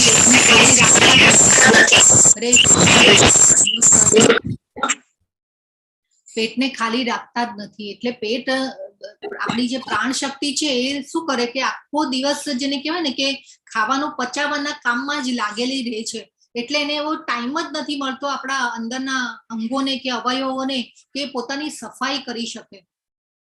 તો એટલે જે આંતરડામાં બધું ભરાયેલું હોય, હવે લોહી જે છે એ આંતરડામાંથી આપણો જે ઘટકો જે છે એ આંતરડામાંથી શોષણ એટલે એનું જે તત્વ હોય એને લોહીમાં ભેળવે અને એ પછી લોહી જે હોય એ આપણું આ બધા અંગોને પહોંચે અને એ આપણા અંગોને પછી બધું પોષણ મળી રહે. તો હવે આંતરડામાં બધું ભરાયેલું પડ્યું હોય તો એ જે લોહી હોય એ પણ અશુદ્ધ હોય અને એ અશુદ્ધ લોહી જ આપણા બોડીમાં ફરતું હોય એટલે પછી એ ધીરે ધીરે અંદર એક અંગો બગડવાની જેને કહેવાય ને કે પ્રક્રિયા ચાલતી રહેતી હોય પણ આપણને ખબર ન પડતી હોય. પછી જ્યારે ક્યારેક એકદમ જ બોડી રિએક્શન આપે ત્યારે આપણને ખ્યાલ આવે કે ભાઈ હવે તો આટલો તાવ ચડી જાય, કાં કંઈક પ્રોબ્લેમ થાય ત્યારે આપણને ખબર પડે કે ભાઈ કાં તો કોઈ હાર્ટ એટેક આવી જાય અને કાંઈનું કાંઈ થાય ત્યારે આપણને ખબર પડે કે ભાઈ આ બોડીમાં કંઈક પ્રોબ્લેમ છે ને ત્યારે ડોક્ટર પાસે આપણે જઈએ. તો ઉપવાસનું પણ મહત્વ છે. ક્યારેક આપણે પહેલાના જમાનામાં લોકો 2 ટાઈમ ભાણે બેસીને જ જમતા. 2 મીલની વચ્ચે 7 to 8 અવર્સનો ગેપ હોવો જ જોઈએ. નહીં તો પછી આપણે જો આખો દિવસ ખા કરીએ તો આ રોગો થવાનું મૂળ કારણ પણ એ છે. આગળ બહુ સરસ આપણને ભગવાન ડાયટ પ્લાન પણ સમજાવશે તો આપણે એ અધ્યાયમાં ખૂબ ડિટેલમાં પણ સમજશું બધું. તો આપણે આગળ જઈએ. તો ભગવાન અહીંયા શું કે છે કે જે કંઈ પણ દાન આપે છે, જે કંઈ પણ તપસ્યા કરે છે તે સર્વ મને સમર્પણ કર. 9મા અધ્યાયમાં ભગવાને શ્લોક સમજાવી દીધેલો હતો. તો આ રીતે જરૂરી છે કે ભગવાન કૃષ્ણ ભાવનામૃતમાં જે પણ દાન અપાય છે, જે પણ કંઈ તપસ્યા થાય છે, વ્રત થાય છે, તો આ એનું મહત્વ છે. આપણે નહીં તો પછી જો આપણે કોઈ ઈચ્છા માટે કર્મ કરીએ કે કોઈ ઈચ્છા માટે દાન પુણ્ય કે એ પણ કરીએ છીએ ને તો એ પણ આપણે આગળના અધ્યાયમાં ખૂબ સરસ બધું ભગવાન સમજાવશે. તો એ પણ ધનનો અપવ્યય જ છે. આ જે 3 ગુણોમાં રહીને જે દાન કરેલા હોય આપણે એ બધા આગળ અધ્યાયો હજી કાલથી સમજીશું બધું. તો ભગવાન એમ પોતાને સમર્પણ કરવા માટે કહે છે. જે કંઈ પણ આપણે કરીએ ભગવાન માટેના કર્મો ભગવાનને અર્પણ કરવાના છે. તો આ જે છે ખૂબ નાની સેવાઓ છે. ઇસ્કોન બેંગલુરુ મંદિર જે છે એમાં આ રીતે નાની સેવાઓ પણ રાખેલી છે. જો કોઈને ઈચ્છા થાય તો આ બધી સેવાઓ આપેલી છે. લિંક ગ્રુપમાં મૂકવામાં આવશે. તમને ભગવદ્ ગીતા જાણીને જો મનમાંથી ઈચ્છા થાય ને તો કરવાનું, કોઈ ફોર્સ નથી હોતો આ બાબત માટે. આ તો ખાલી અહીંયા જસ્ટ આપણે એક કહેવા માટે અહીંયા મૂક્યું છે કે ભાઈ આપણે સપોઝ ક્યારેક એવી ઈચ્છા થઈ જાય કે મારે કરવું છે તો અહીંયા પણ કરી શકો છો. ભગવાન માટે આપણે કરવાનું છે. આપણી ચેતના શુદ્ધ થાય એના માટે આપણે કરવાનું છે અને ભગવાનને સમર્પણ કરવાનું છે. તો આ રીતની નાની સેવાઓ હોય છે. તુલસી સેવા હોય છે, પછી પુષ્પ સેવા હોય છે, રાજભોગ સેવા હોય છે, પછી સર્વ સેવા હોય છે. તો આ રીતે નાની બધી અલગ સેવાઓ હોય છે. અને આજે ઇસ્કોનનું જે મેઇન જે છે એ ઇસ્કોનની મેમ્બરશિપ જે હોય છે એ ખૂબ જેને કહેવાય ને કે સરસ રીતે ડેવલપ કરેલી છે. જ્યારે પ્રભુપાદ હતા ત્યારની આ જે વ્યવસ્થા જે છે એ અત્યારે પણ ચાલી રહી છે. તો ઇસ્કોનમાં અત્યારે પણ મેમ્બરશિપ જેને કહેવાય ને કે રિઝનેબલ પ્રાઇસમાં અત્યારે પણ ઇસ્કોનની વ્યવસ્થા ચાલે છે. મેમ્બરશિપ આપણે લઈ શકીએ છીએ અને એક કાર્ડ આપવામાં આવે છે. જ્યારે પણ આ જગ્યાએ એટલે ઇસ્કોનના જે પણ સેન્ટરોમાં આપણે કોઈ પણ વર્લ્ડના કોઈ પણ સેન્ટરમાં જ્યારે જવાનું થાય તો આ જો મેમ્બરશિપ હોય છે તો આપણે એ એકદમ મિનિમમ રેટમાં જે ત્યાંના જેની કહેવાય કે રહેવાની જે સગવડો હોય છે એ પણ ખૂબ સારી હોય છે. ઇવન ભગવાનનો પ્રસાદ મંગલા આરતી આપણે ત્યાં રહીને કરી શકીએ છીએ. ભગવાનનો પ્રસાદ આપણે લઈ શકીએ છીએ. ત્યાં ભોજનની બધી જ સરસ વ્યવસ્થાઓ હોય છે અને આપણે રૂમ પણ સરસ રીતે એલોટ કરવામાં આવે છે. પણ ત્યાં આગળથી ઇન્ફોર્મ કરવું પડે છે. તો આ પણ બહુ રિઝનેબલ વ્યવસ્થામાં આપણું થઈ જતું હોય છે. અને અત્યારે તો વિશ્વના ઘણા એવા સેન્ટરો છે ઇસ્કોનના કે જ્યાં બધી વ્યવસ્થાઓ છે આ બધી. તો આપણે ઇસ્કોનની મેમ્બરશિપ પણ મળતી હોય છે અને ખૂબ રિઝનેબલ પ્રાઇસમાં મળે છે. જે પહેલા રેટ હતો એ જ અત્યારે પણ એ રેટને સાચવવામાં આવ્યો છે. તો આ રીતે ઇસ્કોન ખૂબ સરસ વ્યવસ્થા ઇસ્કોનની છે. તો આ રીતે આપણે સેવા પણ કરી શકીએ છીએ. અત્યારે ઇસ્કોન મેંગલુરુ નું અત્યારે મંદિર પણ બંધાઈ રહ્યું છે, તો એમાં પણ તમે ફાળો આપી શકો છો. તો આ રીતે બધી વ્યવસ્થાઓ હોય છે ઇસ્કોનમાં. અને જો આપણે ઇસ્કોનની મેમ્બરશિપ લઈએ છીએ તો આપણને જે પ્રભુપાદની બુક્સ જે હોય છે એ બધી બુક્સનો સેટ પણ મળે છે, અને જે પણ લેંગ્વેજમાં જોઈતી હોય એ લેંગ્વેજમાં ભગવદ્ ગીતા, ભાગવતમ અને બીજી બધી જે પ્રભુપાદની બુક્સ છે એ આખો સેટ આપણને મળે છે. અને આપણે જે ભાષામાં જોઈતી હોય એ ભાષામાં મળે છે. અને આપણા જન્મદિવસના દિવસે મંદિરમાં ત્યાં પૂજા કરવામાં પણ આવે છે. આપણે લખાવી દેવું પડે, અને મંદિરના કાર્યક્રમો હોય ત્યારે આપણને સ્પેશિયલી ઇન્વાઇટ પણ કરવામાં આવે છે. એટલે આ એક સેવા છે. તો આવી ઇસ્કોનની પણ વ્યવસ્થા હોય છે. તો જો ઈચ્છા હોય તો તમે પણ કરી શકો છો. તો અત્યારે જે પણ વોલેન્ટિયર્સ છે, ટીચર્સ છે, અત્યારે આપણા એડમિન છે, કો હોસ્ટ બધા સેવા આપી રહ્યા છે. કેમ આપી રહ્યા છે? કે ભગવાનનું કર્મ કરી રહ્યા છે. ભગવાન આગળ શ્લોકમાં આપણને અહીંયા કહેશે હવે કે જો તું મારી આ ભાવનામાં રહી કર્મ કરવા પણ અસમર્થ હોય તો તું પોતાના સર્વ કર્મોના ફળોનો ત્યાગ કરી કર્મ કરવાનો તથા આત્મસ્થિત થવાનો પ્રયત્ન કર.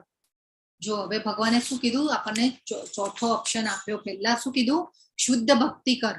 બીજો કીધું વિધિ વિધાનો દ્વારા નિયમોનું પાલન કરીને ભક્તિ સેવા કર. ત્રીજું કીધું મારા માટે કર્મ કર.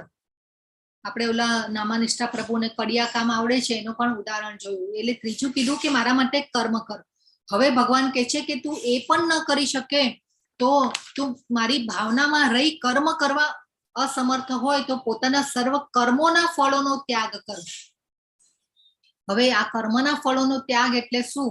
તો આપણે એ સમજીએ પહેલા કે કર્મના ફળોનો એટલે કે જે પણ આપણને ભગવાને ધન, સંપત્તિ, શક્તિ, સામર્થ્ય આપેલું છે, તો એ સામર્થ્ય જે પણ આપે એમાંથી આપણે થોડોક ભગવાનનો ભાગ કાઢીએ અને એ ભાગને આપણે ભગવાનની પ્રસન્નતા અર્થે એને વાપરીએ તો એને ત્યાગ થયો કહેવાય. આપણે કેમ હવે આપણે વિચારીએ કે ભાઈ આપણને ખબર છે કે ભાઈ આપણું મૃત્યુ થવાનું છે. હવે આપણે મિડલ એજમાં આવી ગયા ને એનાથી થોડા ઉપર પહોંચ્યા પછી આપણને એમ થાય કે ભાઈ હવે તો આપણી પાસે આટલું છે તો હવે આપણે થોડું પુણ્યનું ભાથું બાંધીએ. તો ત્યારે શું કરીએ? આપણે કેવી કેવી સંસ્થાઓમાં દાન આપતા હોય છે. વૃદ્ધાશ્રમમાં આપે, પાણીની પરબો બંધાવીએ, દવાખાનામાં આપીએ, કોઈ જરૂરિયાતોને મદદ કરવા માટે આપીએ. તો આપણે આ શું કરીએ છીએ? આપણે આપણી ત્યાગ કરીએ છીએ ને, આપણા કર્મના ફળનો ત્યાગ કરીએ છીએ ને, આ બધી આપણે આ પુણ્યનું ભાથું બાંધીએ તો એને શું કહેવાય? આ ત્યાગ જ થયો કહેવાય ને. આપણે આપણી સંપત્તિનો આપણે ત્યાગ કરીએ છીએ. તો અહીંયા ભગવાને શું કીધું કે સર્વ કર્મોના ફળોનો ત્યાગ કરી કર્મ કરવાનો તથા આત્મસ્થિત થવાનો પ્રયત્ન કર. તો આપણે અહીંયા ભગવાનના માટે આવા કર્મના ફળનો ત્યાગ કરવાનો છે. એટલે જે પણ આપણને ભગવાને આપ્યું છે એમાંથી થોડોક ભગવાનનો આપણે જરૂરિયાત માટે આપણે રાખી અને પછી અને પ્રભુપાદ તો લખે છે, સમજાવે છે કે 50% પાર્ટ જે છે આપણી સંપત્તિ, ધન, શક્તિ, સામર્થ્યનો આપણે ભગવાનના કામમાં યુઝ કરવો જોઈએ. તો આપણે આ ધીરે ધીરે આ ચેતનાને સુધારે છે આપણી. અને જેમ જેમ ચેતના સુધરશે આપણી એમ આપણે ભગવાન સાથેનો આપણો ગાઢ સંબંધ થતો જશે અને આપણે ભક્તિમાં આગળ વધતા જઈશું. તો આ રીતે ભગવાન કહે છે કે કર્મના ફળનો ત્યાગ કર. જો અહીંયા ખૂબ સુંદર દ્રશ્ય છે. જ્યારે ભગવાનનો જન્મ થયો, નંદ બાવાને ત્યાં પ્રગટ થયા ભગવાન, ત્યારે ભગવાન નંદ બાવાએ ખૂબ જેને કહેવાય ને કે એમની પાસે જેટલું હતું એમાંથી દાન જેટલું અપાય એટલું દાન આપ્યું છે ભગવાનના પ્રાગટ્ય માટે. જો અહીંયા પણ બધા જોઈ રહ્યા છે કે આ માણસ પણ અહીંયા પોટલીમાં લઈને બેઠા છે. બધા કેટલું બધું ભગવાન માટે લઈને આવે છે. અહીંયા કોઈને આપી રહ્યા છે નંદ બાવા.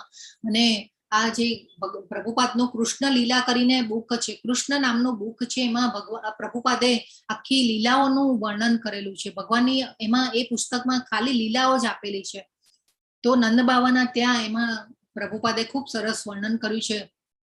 નંદ બાવાના ત્યાં 9 લાખ ગાયો હતી, એમાંથી 2 લાખ જેટલી ગાયો તો નંદ બાબાએ ત્યારે દાન આપી દીધી છે. અને એ પણ કેવું, જે ગાયની જે પગની ખરી હોય ને એને પણ સોનેથી મઢાવીને, ચાંદીથી મઢાવીને, એના શીંગ પણ સોનેથી ચાંદીથી મઢાવી ને પછી એવી ગાયો દાનમાં આપી છે. ત્યારે તો આ ગાયો અને પશુપાલનનો વ્યવસાય જે હતો એ ફૂલો ફાલેલો હતો. પણ અત્યારે તો જેને કહેવાય ને કે એનું આખું પ્રોફેનિઝમ થઈ ગયું છે.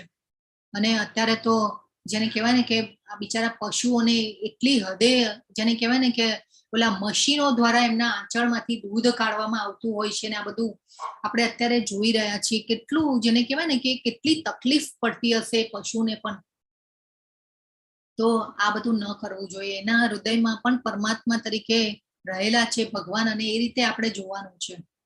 તો આપણે આ પ્રકૃતિના કાયદાઓનો ભંગ કરી રહ્યા છે. માંસાહાર કરીએ છીએ તો એ જીભના સ્વાદ ખાતર માંસાહાર કરે છે લોકો, તો એ પણ જેને કહેવાય ને કે ભગવાનના કાયદાઓનું ઉલ્લંઘન છે, પ્રકૃતિના કાયદાનું ઉલ્લંઘન છે, એટલે બધી સજા તો ભોગવવી જ પડે.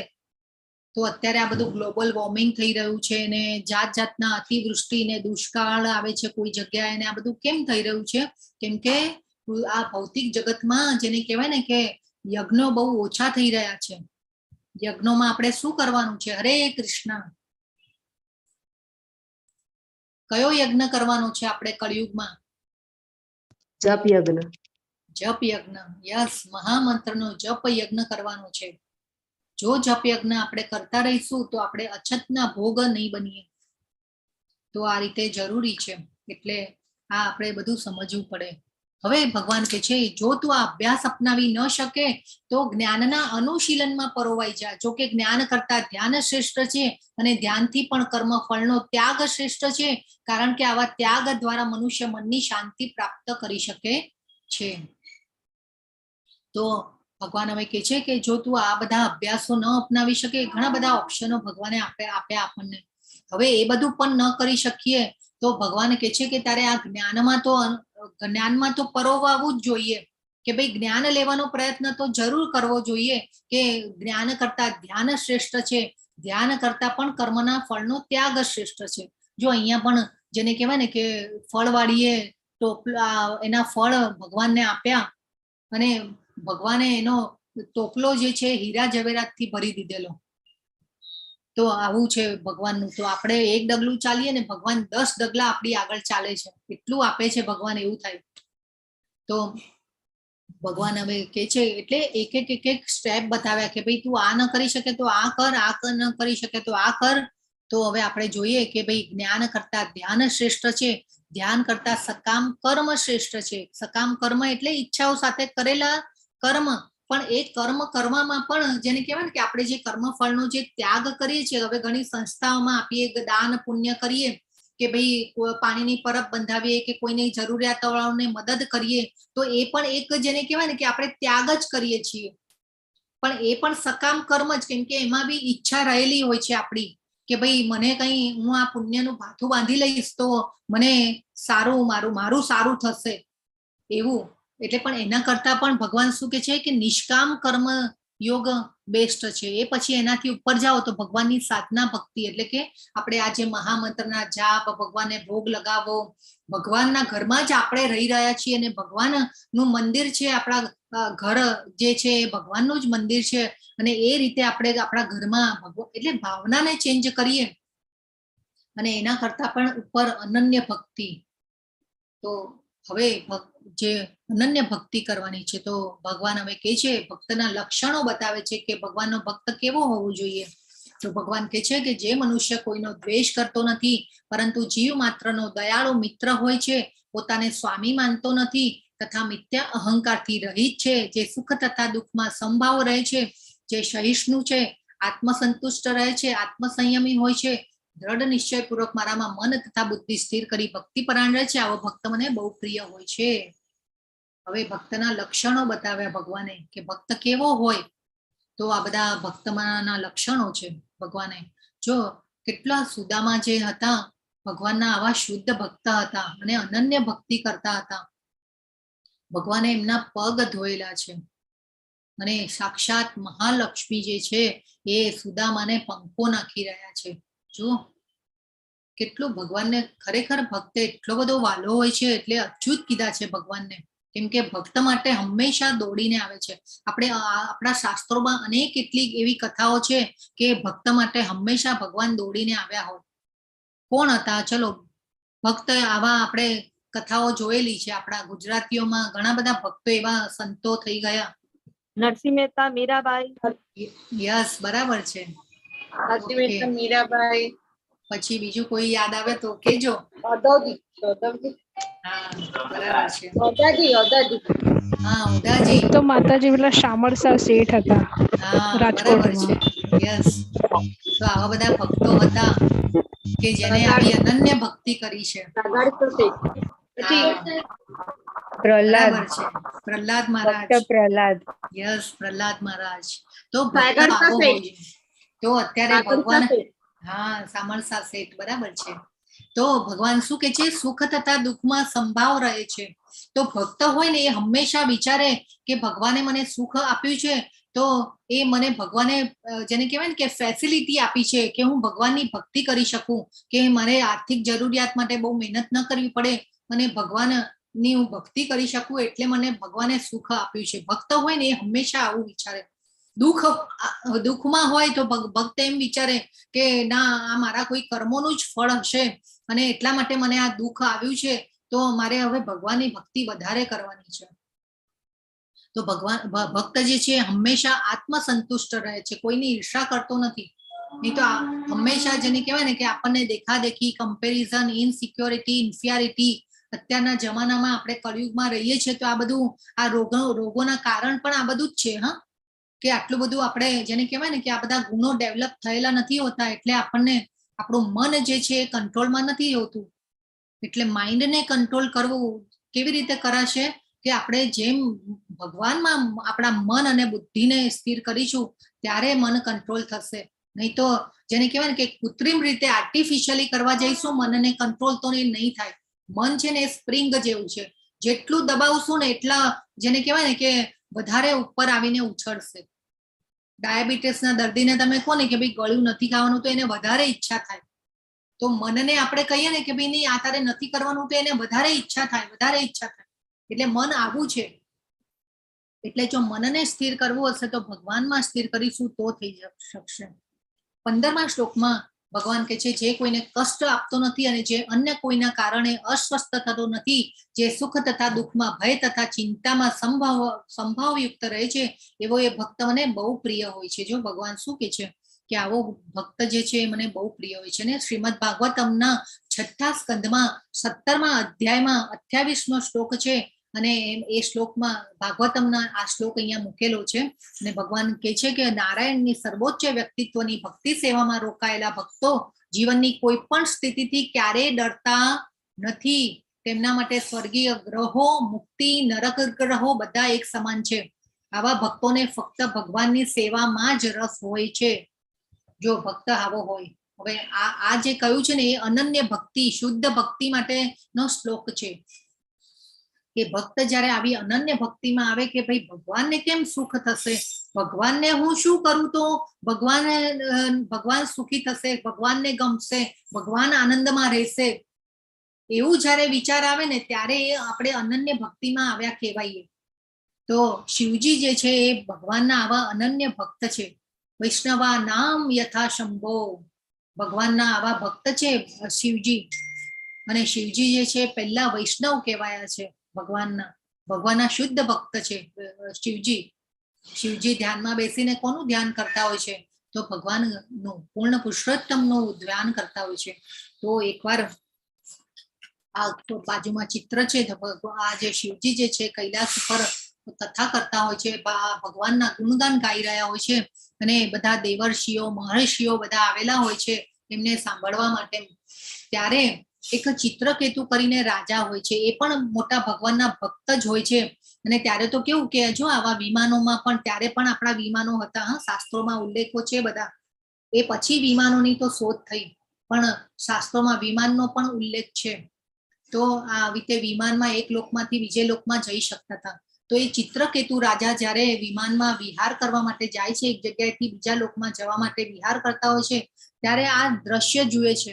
હવે આ દ્રશ્યમાં જે છે કે શંકરજી પાર્વતીજી જે છે માતા એ શંકરજીની બાજુમાં બેઠેલા છે અને જેને કહેવાય ને કે ભગવાનના ગુણગાન કરતા કરતા માધુર્ય ભાવમાં આવે છે અને માધુર્ય ભાવમાં આવી અને પાર્વતીજીને જેને કહેવાય ને કે આલિંગન આપે છે. હવે આ ચિત્રકેતુ રાજા જે છે પાસ થઈ રહ્યા છે અને પાસ થઈ રહ્યા છે એટલે ત્યારે ચિત્રકેતુ રાજાને એમ થાય છે કે ભાઈ આ શંકરજી આ શું કરી રહ્યા છે, બધા દેવર્ષિઓ બેઠા છે, મહર્ષિઓ બેઠા છે અને હવે આ દેવર્ષિઓ મહર્ષિઓને બધા જેને કહેવાય ને કે ઉચ્ચ કક્ષાના જ્ઞાની લોકો છે બેઠેલા, એટલે આ માધુર્ય ભાવ જે છે આપણે હજી તો જેને કહેવાય ને કે શુદ્ધ માધુર્ય ભાવ કેવો હોય ને એ આપણે જાણતા જ નથી. આપણે જેને કહેવાય ને કે વાસનાને કંઈ અલગ રૂપમાં જ લેતા હોઈએ છીએ. તો આ માધુર્ય ભાવમાં આ મહર્ષિઓને બધાને તો ખ્યાલ છે કે માધુર્ય ભાવ જે છે એ શું છે. તો આ શિવજી છે આલિંગન આપે છે એટલે ચિત્રકેતુ મહારાજને જરા એમ લાગે છે કે ભાઈ આ શું કરી રહ્યા છે શિવજી. એટલે જેને કહેવાય ને કે થોડુંક ચિત્રકેતુ રાજા જેને કહેવાય ને કે આમ એક અટહાસ્ય કરે છે. હવે આ પાર્વતી માતા જે છે આ હાસ્ય કરે છે, ચિત્રકેતુ મહારાજ એ જોઈ જાય છે પાર્વતી માતા, એટલે પાર્વતી માતા જરા ગુસ્સે થઈ જાય છે અને ગુસ્સે થઈ અને ચિત્રકેતુ રાજાને શ્રાપ આપે છે, કેમ કે એ પણ ભગવાનના તો ભક્ત હતા એટલે શ્રાપ આપે છે. અને શ્રાપ જેવો આપે છે એટલે ચિત્રકેતુ રાજાને એમ થાય છે કે આ તો મેં ખોટું કરી નાખ્યું, માતાનો શ્રાપ લાગ્યો મને. હતા તો એ પણ ભગવાનના ભક્ત જ. તો ઉતરે છે નીચે, વિમાનને ઉતારે છે, ઉતરી અને માતા પાર્વતી પાસે આવે છે, ભગવાન શંકરજી પાસે આવે છે, પગે લાગે છે, સ્તુતિ કરે છે અને કહે છે કે માતા તમે જે પણ આપ્યું છે, શ્રાપ આપ્યો છે એને હું સ્વીકાર કરવા માટે તૈયાર છું. કોઈ વસ્તુ કોઈ એક જેને કહેવાય ને કે એક શબ્દ બોલતા નથી, ખાલી શ્રાપનો સ્વીકાર કરે છે અને ત્યાંથી નીકળી જાય છે. અને એ પછી એમનું જયારે મૃત્યુ થાય છે એ પછી આસુરી વૃત્તિ એટલે કે આસુરી વૃત્તિમાં જન્મ પામે એવો શ્રાપ આપે છે પાર્વતી માતા. અને એ પછી જ્યાં ચિત્રકેતુ મહારાજ છે વૃત્રાસુર કરીને રાક્ષસ તરીકે જન્મ પામે છે. અને એ પછીની આગળ બધી ઘણી અનેક કથાઓ છે રાક્ષસ ચિત્રકેતુ મહારાજની. તો આ રીતે એ પછી એ તો ત્યાંથી જતા રહે છે ચિત્રકેતુ રાજા. અને પછી શિવજી જે છે માતાને પાર્વતીને સમજાવે છે કે જુઓ ભગવાન તમે શ્રાપ આપ્યો ચિત્રકેતુ રાજાને, પણ તે છતાં પણ એ ભગવાનના ભક્ત છે કેવો શ્રાપને માથે ચડાવ્યો, એટલે ભક્ત આવા હોય છે ભગવાનના, એવું ભગવાનને સમજાવી રહ્યા છે. આ ખૂબ સરસ ભાગવતમમાં વર્ણન છે, ચિત્રકેતુ રાજાના નું આખું વર્ણન છે. તો જેને કહેવાય ને કે આ એના ઉપરથી આ લીધેલી છે, આ શ્લોકને અનુસાર આ કથા છે એટલા માટે અહીંયા મૂકવામાં આવેલું છે. તો ભગવાન ભક્ત જે છે અસ્વસ્થ થતો નથી, કોઈ પણ જેને કહેવાય ને કે કોઈ પણ સિચ્યુએશનમાં વિચલિત થતો નથી. ભગવાનનો ભક્ત સંભાવયુક્ત રહે છે. તો સુદામા પણ આવા ભક્ત હતા ભગવાનના, અને જ્યારે ભગવાનને મળવા જાય છે પૌવાની પોટલી લઈને, ત્યારે પણ એમના પત્ની જે છે એ સમજાવે છે કે પહેલા તો ના પાડે છે એમના પત્નીને, અને ના પાડે છે એટલે એમની પત્ની સમજાવે છે કે ભાઈ તમે એકવાર તો મળી આવો તો ખરા. કે ભાઈ પત્ની કહે છે કે ભાઈ આપણા બાળકો જે છે ગરીબીથી તળવળે છે, તમે ખાલી એમની મદદ માંગવા માટે જાઓ ભગવાન પાસે. તો સુદામા જે છે આવા શુદ્ધ ભક્ત હોય છે, અનન્ય ભક્ત હોય છે, એટલે ના પાડે છે કે આપણે હું નહીં જઉં, હું માંગવા માટે નહીં જઉં મારા મિત્ર પાસે. ત્યારે પત્ની જે છે સુદામાની એ હોશિયાર પત્ની હોય છે, અને જેને કહેવાય ને કે આજુબાજુમાંથી જઈ અને પૌવા માંગી આવે છે. અને એ પૌવા એટલે કે ઓલા ચોખા હોય ને એ એક ટાઈપના ચોખા માંગીને લઈ આવે છે, અને એ પાછા હોશિયાર ને એટલે એવા કપડામાં બાંધીને આપે છે. એટલે એ વિચારે છે કે જો હું આવા કપડામાં બાંધીને આપીશ તો ભગવાન સમજી જશે મારી પરિસ્થિતિને, કે આ રીતે આ પરિસ્થિતિમાં છે મારો મિત્ર. ભગવાન તો જો કે અંતર્યામી છે, પણ આ પત્ની જે છે હોશિયાર હોય છે, ને પછી આવી રીતે કે ભાઈ નહીં કઈ વાંધો નહીં, તમારે માંગવું ન હોય તો ન માંગતા, પણ ખાલી એકવાર જઈને દર્શન તો કરી આવો, એવી રીતે સમજાવે છે. ને પછી સુદામા જાય છે ભગવાન પાસે, અને પછી વચ્ચે તો રસ્તામાં થાકી પણ જાય છે. ત્યારે ભગવાન જે છે ગરુડજીને ઓર્ડર આપે છે, અને ગરુડજી જે છે એમને લઈ અને દ્વારિકાના જેને કહેવાય ને કે દ્વારિકાના દ્વાર પાસે જે ઓલા આપણે નગરની પહેલા આપણે જે મોટો દરવાજો હોય એને શું કહેવાય, આપણે કંઈક કહેવાય છે ગુજરાતીમાં, મને શબ્દ યાદ નથી આવતો. તો ત્યાં મૂકી દે છે, એ દ્વારિકા નગરીમાં લાવીને મૂકી દે છે સુદામાને. એટલે જેને કહેવાય ને એટલે લીલા કરે છે ભગવાન એમની. એટલે અને એ પછી સુદામાનું આપણને કથા બધાને જ ખબર છે કે ભગવાન દોડતા આવે છે સુદામાજીને મળવા, અને પછી ભગવાન જે છે એમના ચરણ પણ ધુએ છે. પ્રહલાદ મહારાજ જે છે એ પણ આવા જ ભક્ત હતા. તો ભક્તને કેવું, પ્રહલાદ મહારાજને માટે તો એમના માતાએ, એમના પિતાએ હિરણ્યકશિપુએ પહાડ પરથી ફેંક્યા, અસુરોને મારવા માટે મોકલ્યા, સાપની સાથે પણ મૂકી દીધા, હોલિકાની સાથે દહન કર્યું. એટલે તો પણ પ્રહલાદ મહારાજ જે છે ભગવાનની ભક્તિમાં જેને કહેવાય ને કે અચળ રહ્યા હતા. તો આવા ભક્તો હોય એ ભગવાનને પ્રિય હોય છે. તો આ જે છે એક અંબરીશ મહારાજની કથા છે, બાજુમાં જે લખ્યું છે તમે વાંચતા રહો. તો અંબરીશ મહારાજ જે છે એ નવધા ભક્તિમાં રહી. અંબરીશ મહારાજ, હવે ત્યારે તો વૈદિક કાળમાં કેવું હતું કે આખું પૃથ્વીનું સામ્રાજ્ય મળતું રાજાને, અને સમ્રાટ કહેવાતા.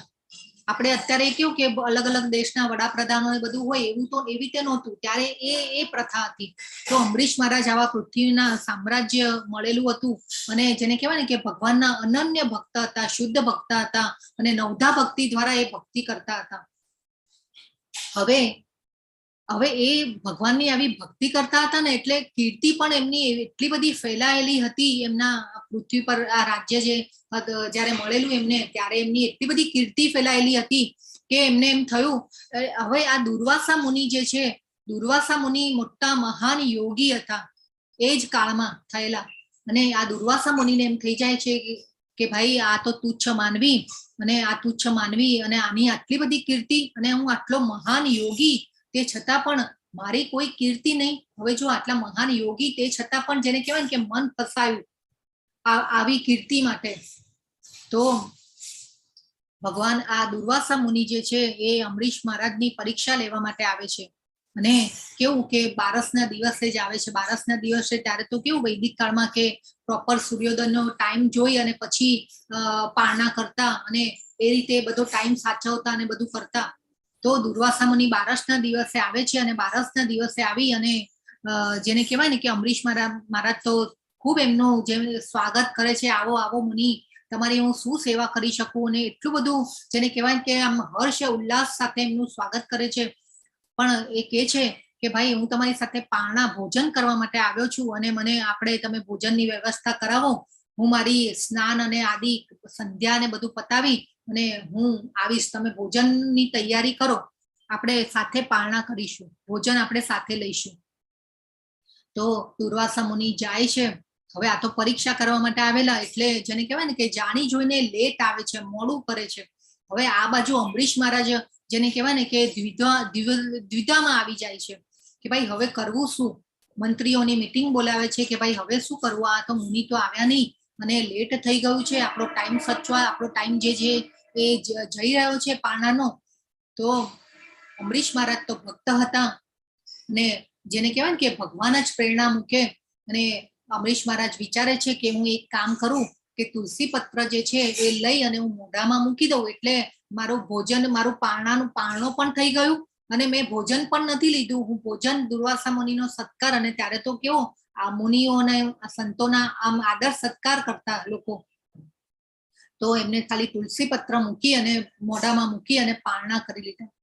હવે આ દુર્વાસા મુનિ પણ ત્રિકાળ જ્ઞાની હતા, એવી શક્તિઓ હતી ત્યારે તો. એટલે જેવો આ તુલસીનું પત્ર મોઢામાં મૂક્યું, આવ્યા એકદમ ક્રોધે ભરાઈને. અને દુર્વાસા મુનિનો તો ક્રોધ આપણને બધાને કથામાં પણ ખબર છે, આપણે કદાચ કોઈને વાંચેલું પણ હશે. તો આવા ક્રોધી મુનિ હતા. તો ક્રોધે ભરાઈ અને આવે છે. તો એ પછી આવી અને કે છે કે ભાઈ તમે તો પારણા કરી લીધા મારા વગર, અને ક્રોધે ભરાઈ જાય છે. એમના જેને કહેવાય ને કે આ જટા ખોલે છે, અને જટા ખોલી અને એમાંથી એક વાળ કાઢી અને આમ સામે ફેંકે છે, અને રાક્ષસ ઉત્પન્ન કરે છે. અને રાક્ષસ ઉત્પન્ન કરીને અંબરીશ મહારાજને મારવા માટે જેને કહેવાય ને કે રાક્ષસ ઉત્પન્ન કરે છે. હવે આ બાજુ અંબરીશ મહારાજ ભગવાનને પ્રાર્થના કરે છે કે હે ભગવાન, જો તમે અત્યારે ને અત્યારે મારું મૃત્યુ નિશ્ચિત હોય તો હું તમને પ્રાર્થના કરું છું, હાથ જોડું છું, અને તમે મારા મૃત્યુને નો સ્વીકાર કરો. હવે ભક્ત હતા એટલે આ રીતે ભગવાનને યાદ કરી શક્યા. તો ભગવાન જેવા ભગવાનને યાદ કરે છે, ભગવાનનું સુદર્શન ચક્ર આવે છે, અને સુદર્શન ચક્ર આવે છે જેવું, અને દુર્વાસા મુનિને પાછળ પડે છે. હવે આ બાજુ દુર્વાસા મુનિને જોયું કે આ તો મારી પાછળ આવ્યું, એટલે ભાગે છે, અને ભાગી અને પછી જાય છે પહેલા તો બ્રહ્મલોકમાં બ્રહ્માજીને મળવા. બ્રહ્માજી કહે છે કે ભાઈ આ તો મારું કામ નહીં, આ તો તમે હું આ વસ્તુ નહીં કરી શકું, હું તો બંધાયેલું છું ભગવાનને, હું પણ ભક્ત છું. તો બ્રહ્માજી પાસેથી નીકળી અને પછી શિવજી પાસે જાય છે, કૈલાસમાં જાય છે. શિવજી પણ કહે છે કે નહીં ભાઈ આ તો મારું પણ કામ નહીં, એટલે ત્યાંથી ભાગે છે પાછા. હવે દુર્વાસા મુનિ સમજી ગયા કે ભાઈ હવે કોઈ મને બચાવી નહીં શકે, મારે નારાયણ પાસે જ જવું પડશે. તો પાછા ભગવાન પાસે જ જાય છે, અને વૈકુંઠમાં ભગવાનને મળે છે, અને ભગવાનને કહે છે કે ભાઈ પેલા સુદર્શન ચક્રને તમે સ્ટોપ કરી નાખો. સુદર્શન ચક્રને ભગવાન સ્ટોપ કરે છે, અને દુર્વાસા મુનિને પૂછે છે. દુર્વાસા મુનિ કહે છે કે ભાઈ, એટલે ભગવાન દુર્વાસા મુનિને કહે છે કે ભાઈ આ કામ તો હું પણ નહીં કરી શકું, સુદર્શન ચક્ર તો હવે પાછળ પડેલું છે, તો એ તો સ્ટોપ થવાનું જ નથી, એ તો તમારો સંહાર તો નક્કી જ છે. તો ભગવાન કહે છે કે ભાઈ હું તો મારા ભક્ત દ્વારા બંધાયેલો છું, આ તો કામ હું પણ નહીં કરી શકું, તમારે જ્યાં આ પ્રોબ્લેમ થયો છે ત્યાં જ તમારે જવું પડશે. પાછા દુર્વાસા મુનિ અમરીશ મહારાજ પાસે આવે છે, અને અમરીશ મહારાજ પાસે આવી અને માફી માંગે છે. અમરીશ મહારાજ પણ જેને કહેવાય ને કે ભક્ત હતા, ક્ષમા આપી દે છે, અને ક્ષમા આપી અને પછી ભગવાનને પ્રાર્થના કરે છે કે જે પણ અત્યાર સુધીની મારી ભક્તિનું જે પણ ફળ હોય એ તમે દુર્વાસા મુનિને આપો, અને દુર્વાસા મુનિને બચાવો. જો કેવો ભક્ત પણ આવા દયાળુ હોય છે, તો ભગવાનને આવા ભક્તો બહુ પ્રિય હોય છે. ભગવાનના ભક્ત હંમેશા કરુણા, દયા, આત્મસંતુષ્ટિ અને આવા હોય છે ભગવાનના ભક્ત. તો અમરીશ મહારાજ પ્રાર્થના કરે છે, ક્ષમા આપે છે, અને પછી જેને કહેવાય ને કે સુદર્શન ચક્ર જે છે ત્યાંથી જતું રહે છે, અને દુર્વાસા મુનિને પણ જ્ઞાન થાય છે કે નહીં, આ ભક્ત જે છે એ ભગવાનના ભક્ત છે, ભગવાનને ખૂબ વાલા હોય છે. અને પછી કલ્યાણ થાવ કહી અને પછી અંતર્ધ્યાન થાય છે. તો આ અમરીશ મહારાજની કથા ભાગવત ગીતામાં પ્રભુપાદે પણ ટાંકેલી છે. આ અમરીશ મહારાજની કથાને ભાગવતમમાં પણ ખૂબ સરસ કથા છે અમરીશ મહારાજની. તો આ જેને કહેવાય ને કે આવા ભક્તો હોય છે. હવે છેલ્લો શ્લોક છે. આજે થોડું આપણને લેટ થઈ ગયું છે, 15 મિનિટ મેં તમારી વધારે લીધી છે. જેઓ આ ભક્તિ યોગના અવિનાશી પંથનું અનુસરણ કરે છે અને મને જ પોતાનું સર્વોપરી ધ્યેય માની શ્રદ્ધાપૂર્વક પૂર્ણ રીતે મારામાં પરાયણ રહે છે, તેવા ભક્તો મને અતિશય પ્રિય હોય છે. જો ભગવાને કીધું, આ પણ બિલ્વમંગલ ઠાકુર, આ જે ચિત્ર દેખાઈ રહ્યું છે એ બિલ્વમંગલ ઠાકુરનું છે. બિલ્વમંગલ ઠાકુર પણ જેને કહેવાય ને કે ખૂબ જ બ્રાહ્મણ કુળના વિદ્વાન બ્રાહ્મણ હતા, જ્ઞાની હતા, પંડિત હતા, પણ તે છતાં પણ ગણિકાના મોહપાશમાં ફસાય છે. અને એ પછી જ્યારે એક વખત ગણિકાના ત્યાં જાય છે ત્યારે એમને ધ્યાન થાય છે, ગણિકા સમજાવે છે. ગણિકાને પણ જેને કહેવાય ને કે ખૂબ જ વરસાદ હોય છે ને એટલી બધી ગોજારી રાતમાં પણ એ જાય છે, એમના પિતાનું શ્રાદ્ધ છોડી અને મળવા માટે જાય છે ગણિકાના ઘરે. અને ગણિકા પણ પૂર્વજન્મના કોઈ સારા કર્મોને અનુસાર એના ગુરુ પણ જેને કહેવાય ને કે એવી પ્રેરણા આપે છે ગણિકાને કે ભાઈ તું આને સમજાવ. તો ગણિકા સમજાવે છે, અને ગણિકા સમજાવે છે કે ભાઈ તમે આટલી જ આસક્તિ મારામાં નહીં પણ ભગવાન વિષ્ણુની ભક્તિમાં કરી હોત તો તમારો ઉદ્ધાર થઈ ગયો હોત. એટલે ત્યારે આ બિલ્વમંગલ ઠાકુરને જ્ઞાન થાય છે કે ભાઈ આવા મેં નીચલા ધ્યેય માટે થઈ અને મારું જીવન બગાડ્યું મેં. અને એ પછી ભગવાનની એવી અનન્ય ભક્તિમાં લાગી જાય છે, અને અનન્ય ભક્તિમાં વૃંદાવનમાં રહી અને અનન્ય ભક્તિ કરે છે. અને આવી અનન્ય ભક્તિમાં એટલા બધા ભગવાનના જેને કહેવાય ને કે ભજનો અને પદોની રચના કરે છે. અને એ પછી આ ભગવાન પણ એમને સાંભળવા માટે આવતા, અને રોજ બાબા ઓર સુનાઓ, બાબા ઓર સુનાઓ, બાબા ઓર સુનાઓ કરી અને ભગવાન પણ પોતે સાંભળવા માટે આવતા હતા. એટલે ભગવાનને આવા ભક્તો જે છે ખૂબ વાલા હોય છે. તો આપણે પણ ભગવાનના આવા વાલા ભક્ત બનવાનું છે. તો જેને કહેવાય ને કે આપણે કાલે વાત થઈ હતી કે આપણને જેને કહેવાય કે સંગ કરવાનો છે. આપણો ભક્તોનો સંગ કરવાનો છે, હંસનો સંગ કરવાનો છે, અને કોઈ સંગ ન મળે તો આપણે પુસ્તકોનો સંગ કરવાનો. પ્રભુપાદના પુસ્તકો, આપણને કદાચ એવી કોઈ ઈચ્છા ન થાય બહાર જવાની કે મળવાની, તો આપણે ઘરમાં રહી અને પ્રભુપાદના પુસ્તકોનો સંગ કરવાનો.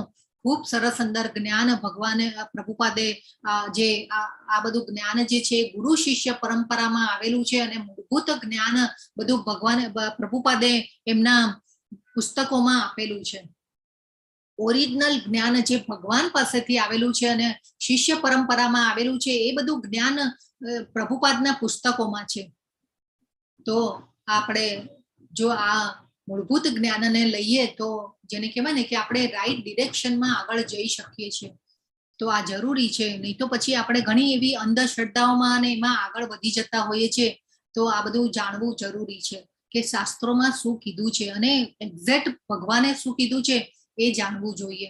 બીજા બધા એવા અનેક ગુરુઓ આચાર્યોની ગીતાઓ હોય છે, માર્કેટમાં મળે પણ છે, પણ જેને કહેવાય ને કે કૃષ્ણની બાકી હોય છે. પ્રભુપાદે એમના કોઈ વિચારો નાખ્યા નથી, જે ભગવાને ઓરિજિનલ જે કીધું છે એને જે સમજાવેલું છે.